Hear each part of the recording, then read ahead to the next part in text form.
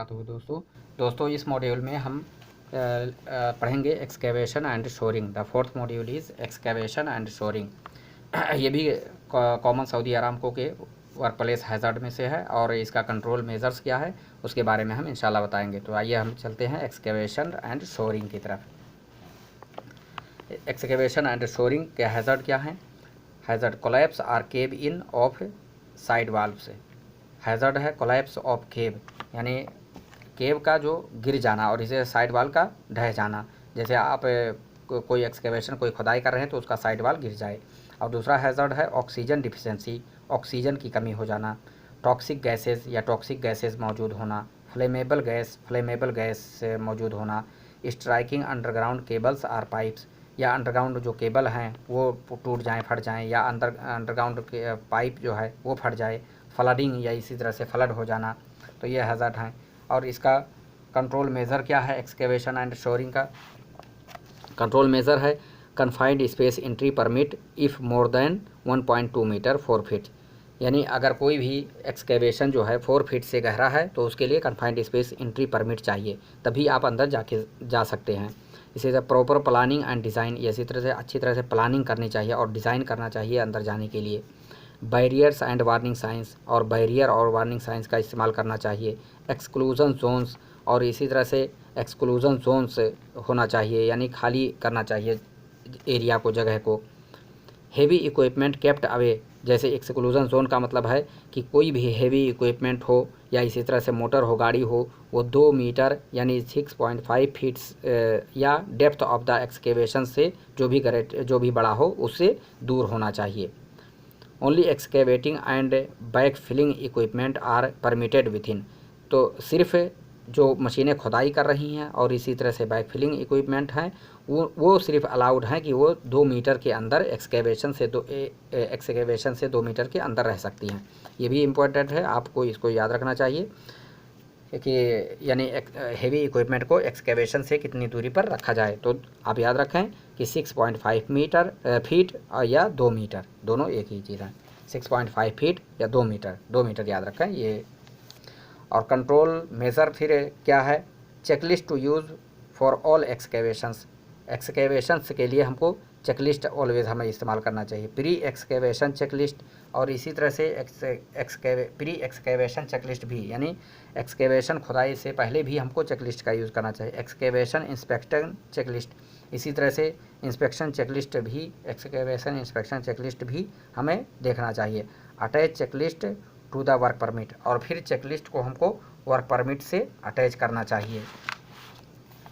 इसी तरह से some basic requirement for the checklist के लिए कुछ बेसिक रिक्वायरमेंट हैं जिसे हमें ड्यूरिंग JSI वो पूरा करना होता है। चलिए इसके बारे में भी हम थोड़ा सा जान लेते हैं। Excavation 4 feet 1.2 meter deeper requires hot work permit and confined space entry permit. Appropriate method of excavation should be determined. Benching, shoring or sloping. The method of combination depends on soil, the nature of operation and space available. Piles should be placed at least 2 feet away from the edge of the excavation. इसी तरह से ये भी important है कि जो हम मिट्टी जो हम खोद के रख रहे हैं खुदाई करके, वो कितना दूर हमको रखना चाहिए। तो 60 सेंटीमीटर हमको दूर रखना चाहिए, यानी एक्सकेवेशन का जो किनारा है, जो दीवार है, उस दीवार से हमको 60 सेंटीमीटर की दूरी पर रखना चाहिए, यानी 2 फीट की दूरी पर रखना चाहिए। ये इम्पोर्टेंट है। Scaffold should not be erected near the excavation, it should be at least 1.5 times the depth of the trench. और इसी तरह से ये भी इम्पोर्टेंट है कि ट्रेंच के डेप्थ से स्काफोल्डिंग जो है हमको 1.5 टाइम्स यानी दूर रखना चाहिए। Crane shall not be operated away from the trench more than the depth of the trench. Daily inspection of the trench shall be made for every shift. और ट्रेंच का हर रोज़ हमें इंस्पेक्शन करना चाहिए। If the excavation is left unattended overnight, it shall be barricaded with flashing lights to warn the passers. और अगर हम excavation को छोड़ देते हैं ऐसे ही अनअटेंडेड, तो उसके लिए हमको बैरिकेड करना चाहिए और फ्लैशिंग लाइट का इस्तेमाल करना चाहिए ताकि लोगों को पता चल सके। Emergency rescue equipment shall be immediately available for excavation considered as confined space.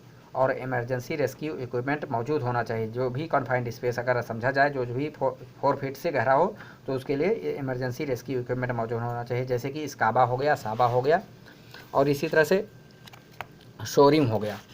यानी एक्सकेवेशन कितनी तरह की होती हैं? 3 तरह की होती हैं, बेंचिंग, शोरिंग और sloping.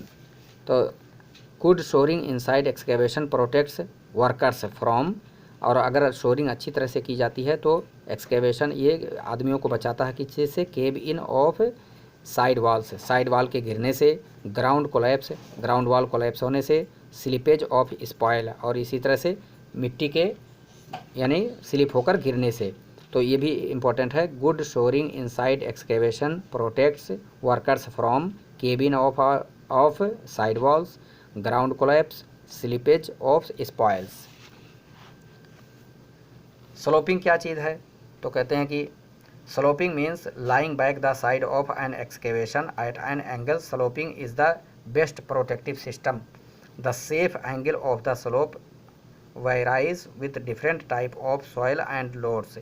In Saudi Aramco, the maximum safe angle of the slope is 34 degree, यानी टाइप सी सॉइल के लिए 34 डिग्री जो sloping ratio Saudi Aramco use करता है। तो 3 तरह की यानी एक्सकेवेशन जब की जाती है तो 3 तरह का तरीका इस्तेमाल किया जाता है। एक तो शोरिंग है, और एक है स्लोपिंग है, और बेंचिंग है। और a qualified person shall design the excavation method, और क्वालिफाइड पर्सन एक्सकेवेशन मेथड को डिज़ाइन करेगा। Determine the appropriate soil type, और अप्रोप्रिएट सॉइल टाइप को डिज़ाइन किया जाता है। Sloping or benching more than 6 meter, यानी अगर स्लोपिंग या बेंचिंग 6 मीटर से ज़्यादा है, 20 फीट से ज़्यादा है, तो उसके लिए क्वालिफाइड पर्सन ही उसको डिज़ाइन करेगा। और इसी तरह से बेंचिंग क्या चीज़ है? बेंचिंग फॉर्म्स 1 और more steps in the side वाल। या साइड वाल में बेंचिंग कहते हैं कि यानी स्टेप बनाना, सीढ़ियाँ बना दी जाती हैं स्टेप वाइज, उसको बेंचिंग कहते हैं। और स्लोपिंग का मतलब है कि ढलान बना देना। और इसी तरह शोरिंग जो है ये इंजीनियरिंग तरीका है। शोरिंग इसीलिए कहते हैं कि is the third best choice for prevent side वाल कोलैप्स। साइड वाल कोलैप्स से बचने के लिए शोरिंग अपनाया जाता है। यानी इसमें शोरिंग इस तरह से की जाती है कि इसमें हमको यानी कुछ रॉड लगाए जाते हैं, या इसी तरह से बांस की बनी हुई चीज़ें लगाई जाती हैं जिससे हम साइड वाल को गिरने से रोकते हैं, यानी सपोर्ट लगाया जाता है साइड वाल को कोलैप्स होने से बचने के लिए। बरीड केबल्स के हैज़र्ड क्या हैं? बरीड केबल्स जैसे digging up live cables with backhoe से जो है लाइव केबल को खोदना, jack hammer contacting live cables, या जैक हैमर जो है लाइव केबल से कॉन्टैक्ट हो जाए, hand digging around live cables, या लाइव केबल जो है हैंड डिगिंग उसको किया जाए तो ये हैज़र्ड है। और उसका कंट्रोल मेजर क्या है? Identify and marks cables and services before digging, यानी जो केबल हैं अंडरग्राउंड हमको उसको आइडेंटिफाई करना चाहिए और मार्किंग करनी चाहिए खोदने से पहले। Use cables drawing and plans, और उसके लिए हमको केबल ड्राइंग और इसी तरह से प्लान का इस्तेमाल करना चाहिए। ये भी इम्पोर्टेंट है कि हम कैसे आइडेंटिफाई कर सकते हैं जो अंडरग्राउंड केबल हैं उसको, तो उसके लिए हमको यूज़ केबल ड्राइंग और प्लान्स का इस्तेमाल करना चाहिए। यूज़ केबल्स लोकेटिंग डिवाइसेस, इसी तरह से केबल लोकेटिंग डिवाइस का इस्तेमाल करना चाहिए। Safe digging practice by hand, और इसी तरह से बाय हैंड यानी सेफ डिगिंग प्रैक्टिस, यानी हमको जब करीब उसको हमको हाथ से खुदाई करना चाहिए जब करीब आ जाए, सेफ डिगिंग प्रैक्टिस।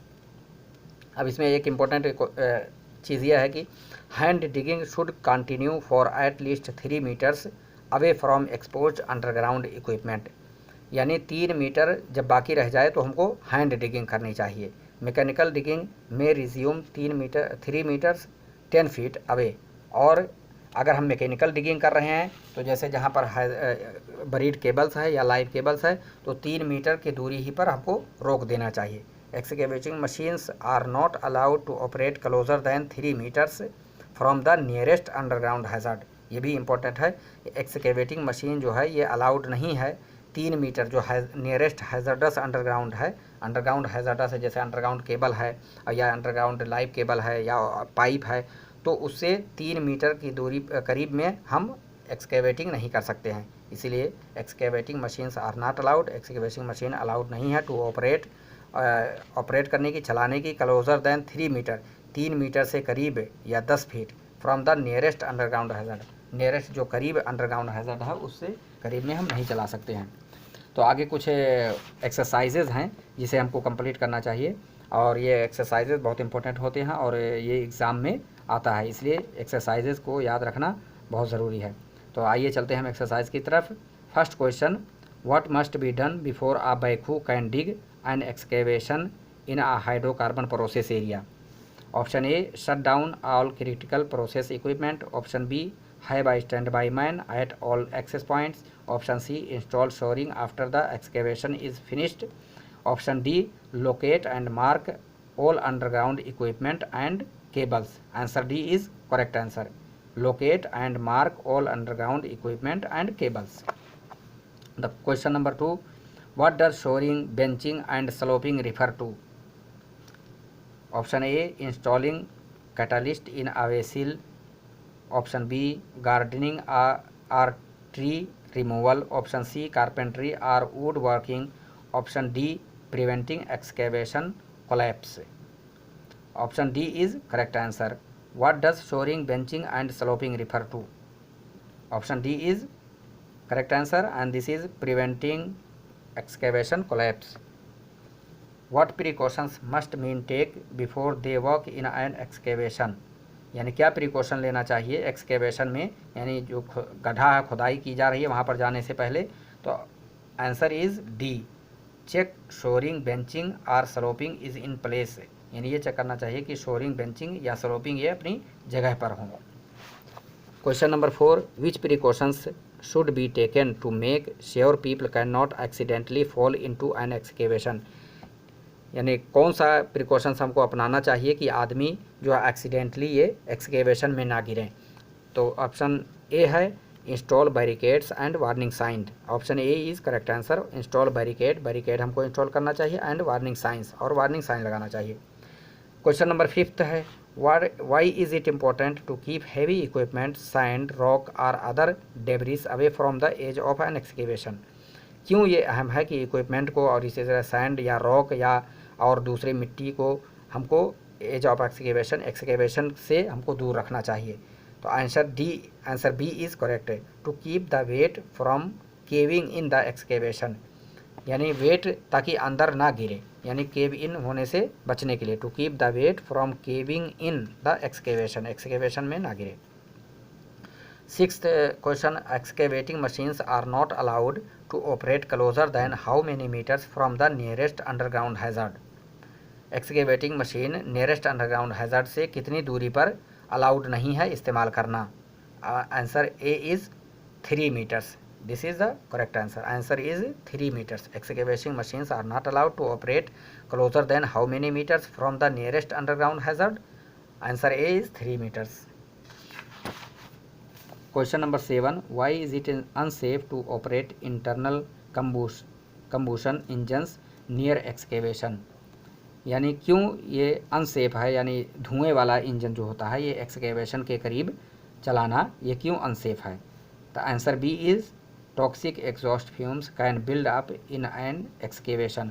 क्योंकि जहरीले गैस जो है अंदर बन सकते हैं, क्योंकि धुएं से जहरीले गैस बन सकता है एक्सकेवेशन में। Question number 8, how can you control the hazards of underground cables or utilities before starting any excavation? कोई भी एक्सकेवेशन के स्टार्ट करने से पहले आप कैसे कंट्रोल कर सकते हो अंडरग्राउंड हैज़र्ड्स और अंडरग्राउंड यूटिलिटीज़, और इसको कैसे कंट्रोल कर सकते हो? तो इसका आंसर है, identify and mark cables and devices before digging, use cable drawing and plans, use cable locating device, safe digging practice, last 3 metres by hand, all above the answer. सारे आंसर सही हैं। Question number 9, true और false का, the heavy equipment is parked as close to the excavation as it deep. For example, if the trench is 10 feet deep, you park 10 feet away. Answer is true. 10th number question, how close to the edge of an excavation can heavy equipment is parked? heavy equipment को कितना दूरी पर excavation से park किया जा सकता है? तो आंसर इज़ 2 मीटर, यानी 2 मीटर की दूरी पर हैवी इक्विपमेंट को एक्सकेवेशन से पार्क किया जा सकता है। तो भाइयों और दोस्तों, हम अगले वीडियो में इंशाल्लाह हम बात करेंगे 5th मॉड्यूल की हैज़ार्डस मटेरियल्स। हैज़र्डस मटेरियल के रिगार्डिंग। तो इंशाल्लाह मिलते हैं नेक्स्ट वीडियो में, और हमारे वीडियो को अगर पसंद आए तो इसको लाइक करना और शेयर करना ना भूलें। फिर मिलते हैं इंशाल्लाह। अल्लाह हाफिज़।